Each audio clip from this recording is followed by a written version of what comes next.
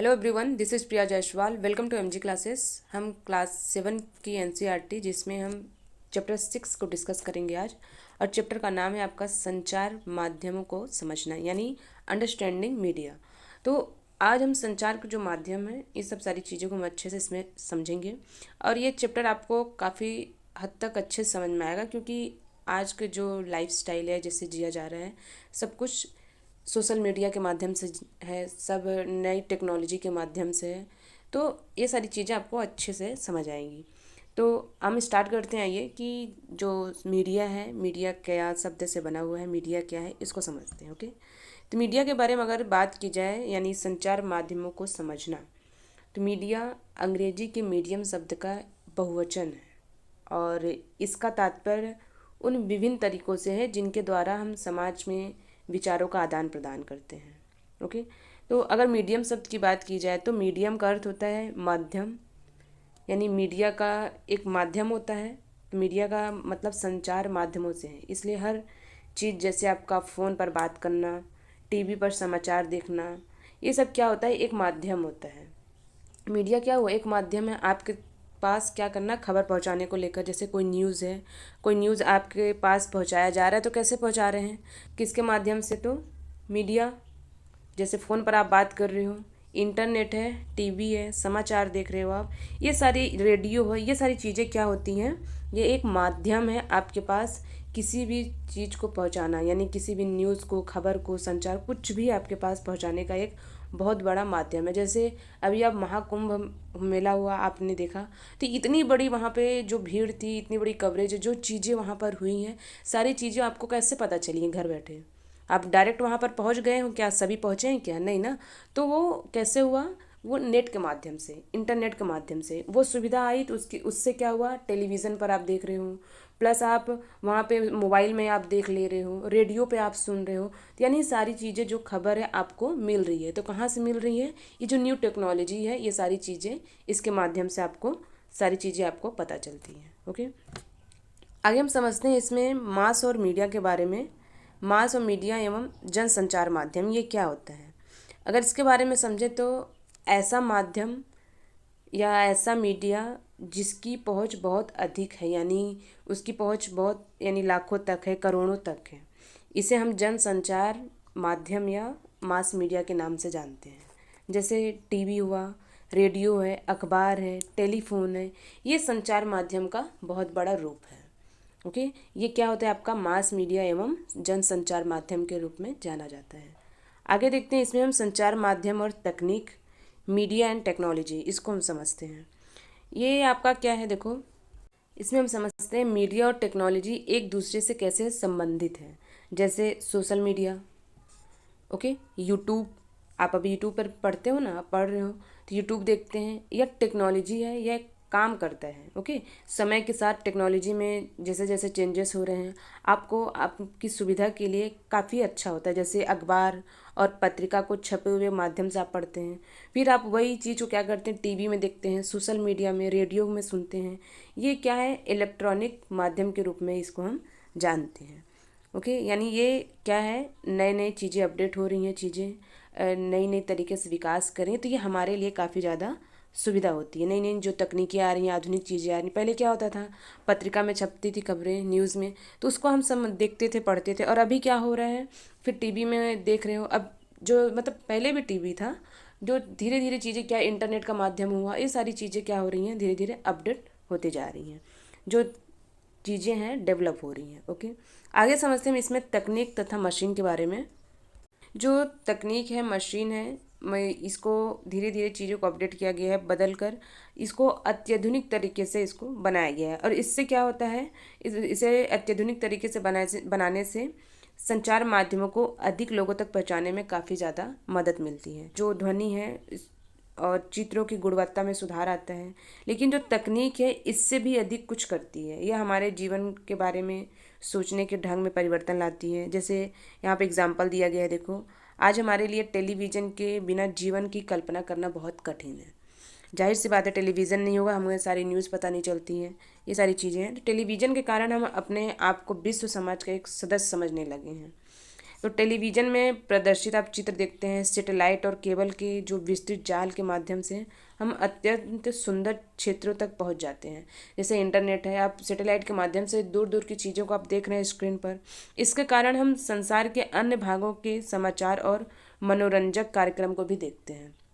आप टीवी में क्रिकेट देख रहे हो, न्यूज़ सुन रहे हो, सीरियल्स देख रहे हो, मतलब जो भी आप उसमें आपके जो इंटरनेट इंटरटेनमेंट का जो माध्यम है आप उसको भी उसमें देख रहे हो, सारी चीज़ें उसमें हैं। यानी जो तकनीक है, मशीन है, ये दोनों चीज़ें मिलकर हमारे लिए बहुत ज़्यादा उपयोगी हैं। तकनीक क्या है, चीज़ें धीरे धीरे डेवलप हुई हैं उसमें, तो ये हमारे लिए फ़ायदा है। और मशीन है, ये साथ मिलकर क्या करती है, हमारे लिए बहुत ही बेहतर कार्य करती हैं। आगे बताया गया इसमें संचार माध्यम और धन, ये क्या है इसको हम समझते हैं। मीडिया एंड मनी, जनसंचार द्वारा उपयोग में लाई जाने वाली विभिन्न तकनीकें अत्यंत खर्चीली होती हैं। जैसे आपका टीवी है, स्टूडियो है, और जो नवीनतम तकनीक, इन खर्चों के कारण क्या होता है, जनसंचार माध्यम को अधिक धन की ज़रूरत पड़ती है। अब जो नई नई जो तकनीकें आ रही हैं, जैसे टीवी है, पहले के टीवी अलग होते थे, छोटी सी होती थी, अभी क्या हो रही है, टीवी बड़े में है, फुल स्क्रीन पे है। ओके, तो स्टूडियो है, और जो तरीका है उसमें हर एक चीज़ की चेंज हो रही है, तो वो अगर उसको अपडेट कर रहे हैं तो उसमें अपडेट करने में भी तो खर्च लगेगा ना, पैसा खर्च हो रहा है। तो वही बोला जा रहा है इसमें कि इन खर्चों के कारण जनसंचार माध्यम को अधिक धन की ज़रूरत पड़ती। बिना पैसे का तो नहीं होगा ना, पैसा भी उतना लगता है जितने हमारे लिए सुविधा होती है। और इनके धन कमाने की अगर बात की जाए तो धन कमाने का भी एक तरीका है। जैसे विभिन्न वस्तुओं के विज्ञापन दिखाना, जैसे आपका कार है, कपड़े हैं, मोबाइल है, फ़ोन आदि। यानी आप जैसे टीवी आप देख रहे हो, टीवी में बीच बीच में ऐड आता है ना, तो उससे क्या होता है, वो जो कार वाले हैं, जो कंपनी वाले हैं, उनको पैसा देते हैं। तो वो क्या करते हैं, इसमें ऐड को दिखाते हैं टीवी में। कार वाले कार का ऐड के लिए पैसा देंगे, कपड़े वाले कपड़े का ऐड का पैसा देंगे, निरमा वाले निरमा के ऐड के पैसा देंगे। यानी अपने ऐड का क्या करते हैं, इसमें पैसा देते हैं, ऐड के माध्यम से वे पैसा कमाते हैं। ये भी एक तरीका है। अब जैसे अभी आप देखते हो सोशल मीडिया है, सोशल मीडिया में भी आप देखते हो, पढ़ रहे हो यूट्यूब पर, तो वहाँ पर भी बीच बीच में ऐड आता है। तो बीच में ऐड आता है, क्या होता है, जैसे जो क्रिएटर वीडियोस बनाते हैं उसमें भी उनके तरफ से क्या होता है, पैसा मिलता है। बस वही तरीका है। जैसे अभी कपड़ा वाले हैं, कार वाले हैं, तो वो अपना ऐड दिए उनको, तो वो ऐड को इसमें फिर चलाते हैं, तो फिर इनको पैसा मिलता है। तो यानी ये एक दूसरे के माध्यम से ऐसे पैसा कमाते हैं। इसमें आगे हम देखते हैं संचार माध्यम और लोकतंत्र, यानी मीडिया एंड डेमोक्रेसी। तो ये क्या है आपका, जैसे लोकतंत्र में देश और संसार के बारे में समाचार देने और उनमें होने वाली घटनाओं पर चर्चा करने में जो संचार माध्यम है कि उसमें अत्यंत महत्वपूर्ण भूमिका निभाता है।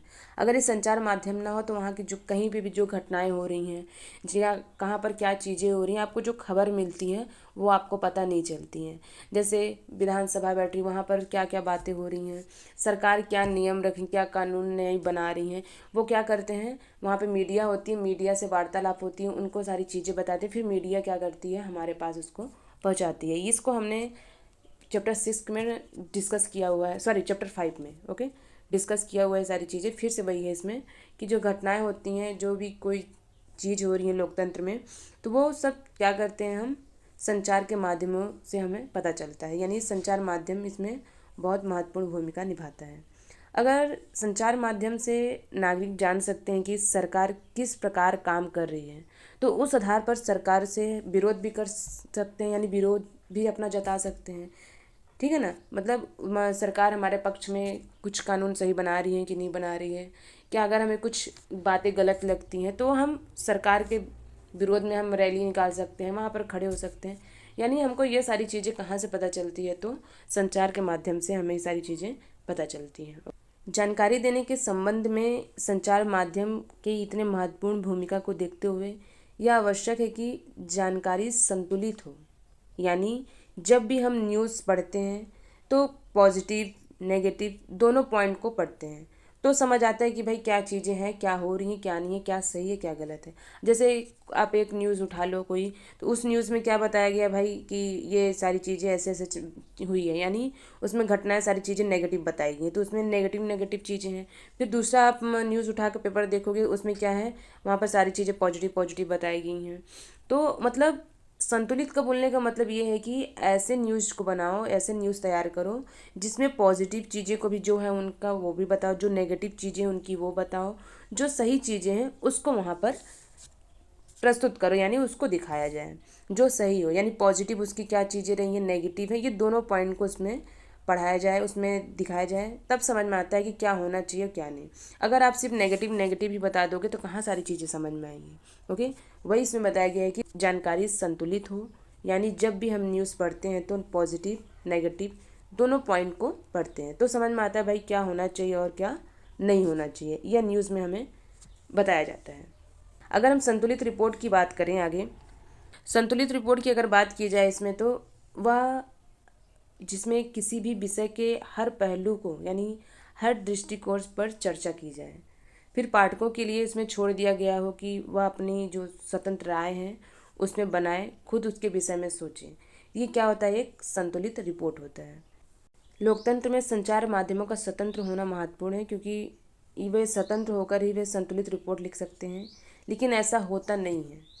अगर देखा जाए तो संचार माध्यमों के स्वतंत्र न होने के भी कारण रहे हैं। इसके हम दो कारण देखते हैं। सबसे पहला क्या है आपका, उन पर सरकार द्वारा लगाया गया नियंत्रण, जिसे हम क्या बोलते हैं, सेंसरशिप के नाम से जानते हैं। आप सुने होंगे सेंसरशिप क्या है। तो वो क्या होता है, सरकार के द्वारा क्या किया जाए, इसमें उनके तरफ से प्रेशर पड़ता है भाई, उनके तरफ से मना किया जाता है, नियंत्रण किया जाता है, यानी उनको कंट्रोल करते हैं, यानी उन पर सरकार द्वारा लगाया गया नियंत्रण, जिसे सेंसरशिप के नाम से जाना जाता है। जैसे ऐसी कोई खबर हो और जो लोगों के पास पहुंचने से दंगा हो जाए या झगड़ा हो सकता है, उलझन हो सकता है, तो यह घटना हो सकती है, तो सरकार क्या करती है, ऐसे में मीडिया से कहकर उस सूचना पर नियंत्रण लगाने को कहती है। ओके, जैसे मूवी बनती है उस पर भारत क्या करती है, उसमें मतलब जो सरकार है उसको देखती है, जहाँ पर जो चीज़ें उनको समझ में मतलब जहाँ उनको ठीक नहीं लगती है उसको क्या करती है, मना कर देती है। तो ये क्या है, वो सेंसर के नाम से इसको जाना जाता है। अभी जैसे भारत के इतिहास में बात की जाए तो भारत के इतिहास में ऐसे समय आए हैं जब सरकार ने संचार माध्यमों पर सेंसर लगाया है। इसमें सबसे अगर बुरा समय बताया जाए तो क्या था आपका, 1975 से 77 तक आपातकाल का था। ये क्या है, सेंसरशिप इसको बोला जाता है। ठीक है, दूसरा क्या है आपका, आर्थिक हित साधने के लिए व्यापार से गहन जुड़ाव, यानी पैसे लेने की वजह से रिपोर्ट को गलत छापना दिखाना। आप सुनते ही होंगे कि इस न्यूज़ चैनल में ऐसे ऐसे खबरें दिखाई गई, जो सही चीज़ें वो कई बार पता नहीं चलती हैं भाई कि सच क्या है झूठ क्या है, वो अपने हिसाब से खबर पहुंचाते हैं। क्यों, क्योंकि उनको पैसा मिलता है। तो वही बोला जा रहा है इसमें, आर्थिक हित साधने के लिए व्यापार से गहन जुड़ाव, यानी पैसे लेने की वजह से रिपोर्ट को गलत या यहाँ पर सही दिखाया जाता है। आगे हम इसमें देखते हैं क्या है, इसमें मसौदा तय किया जाना। मसौदा क्या होता है इसको समझते हैं। मसौदा तय किया जाना, मसौदा मतलब जैसे कुछ खास विषयों पर ध्यान केंद्रित करके संचार माध्यमों हमारे जैसे विचार, भावनाओं और कार्यों को प्रभावित करता है। जैसे मीडिया है, मीडिया एक ही टॉपिक को बार बार दिखाए तो हमारा जो ध्यान होता है उन मुद्दों की ओर आकर्षित हो जाता है। वही आप देखते रहोगे बार बार तो वो आपको, अब ध्यान उसमें आपका जाएगा। तो आप क्या करते हैं, कई बार आप अपना जो काम है सब कुछ छोड़ छाड़ के आप रैलियों में निकल जाते हो, हड़ताल करते हो, यानी आप उसमें उनका जो मकसद होता है ध्यान केंद्रित करने में वो सफल हो जाते हैं। सरकार के दबाव के बावजूद भी घोषणा की कि कोला पानी सुरक्षित नहीं है ना, प्रेशर था ना कि भाई ये पानी नहीं पीना है, कोला पानी, क्योंकि ये सेफ़ नहीं है, फिर भी उसको उसमें बताया गया। तो वही जैसे दूसरी तरफ अगर बात की जाए, संचार माध्यम कई बार ऐसे विषयों पर हमारा ध्यान केंद्रित नहीं कर पाते हैं जो हमारे जीवन के लिए महत्वपूर्ण है।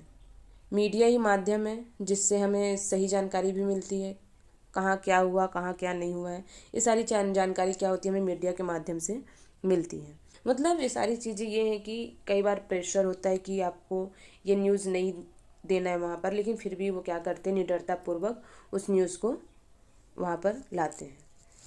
आगे बताया गया इसमें प्रजातंत्र के बारे में। जैसे प्रजातंत्र है, प्रजातंत्र के जो नागरिक हैं उनके बारे में हमारे जीवन में संचार माध्यम में बहुत महत्वपूर्ण भूमिका निभाते हैं, क्योंकि हम संचार के माध्यम के द्वारा ही हम सरकार के कामों के विषय में जानते हैं, पॉजिटिव क्या है नेगेटिव है, ये सारी जो खबर होती है हमें मिलती है। यानी हम घर बैठे ही दूर दूर की जो घटनाएं होती हैं, जो महत्वपूर्ण जानकारी होती हैं, हमें ये संचार के माध्यम से सारी चीज़ें पता चलती हैं। विज्ञापन देख रहे हो यहाँ पर, ये सारी चीज़ें हमें कैसे पता चलती हैं, तो ये संचार के माध्यम से पता चलती हैं।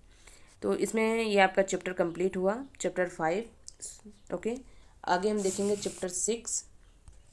सॉरी, आपका एक चैप्टर 6 था जो कि चैप्टर 6 कंप्लीट हुआ। हम नेक्स्ट वीडियो में देखेंगे चैप्टर 7। Okay, thank you.